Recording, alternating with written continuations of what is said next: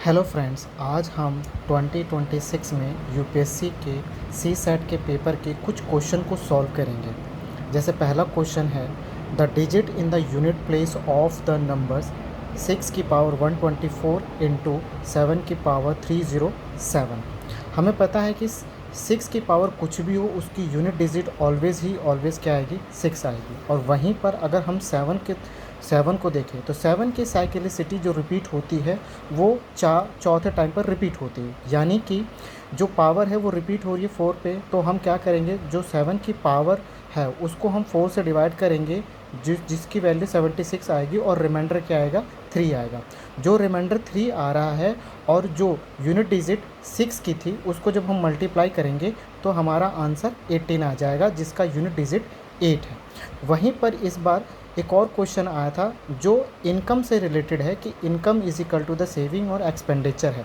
सवाल के अंदर दे रखा है कि एक पर्सन है जो अपना सेविंग 10% है उसकी पूरी सैलरी का, और वो अगर उसकी सैलरी इंक्रीज़ होती है 12% और एक्सपेंडिचर इंक्रीज़ होता है 10%, तो ये बताइए कि टोटल सेविंग में कितना बदलाव आया। तो हमें पता है कि income is equal to the saving plus में एक्सपेंडिचर होता है। तो हमने स्टार्टिंग में इनकम को ही हमने क्या मान लिया, 100 मान लिया, जिसके चलते हमारी सेविंग की वैल्यू आ गई 10 और एक्सपेंडिचर की वैल्यू 9 हो गई। यदि उसने इनकम को अगर इंक्रीज़ किया है बाय द 12%, तो इसका मतलब है 112 हो गया, और एक्सपेंडिचर भी जब वो इंक्रीज़ करता है 10% तो उसकी वैल्यू हो गई 99। और ये 99 आया है कैसे है, ये इसकी वैल्यू आ गई।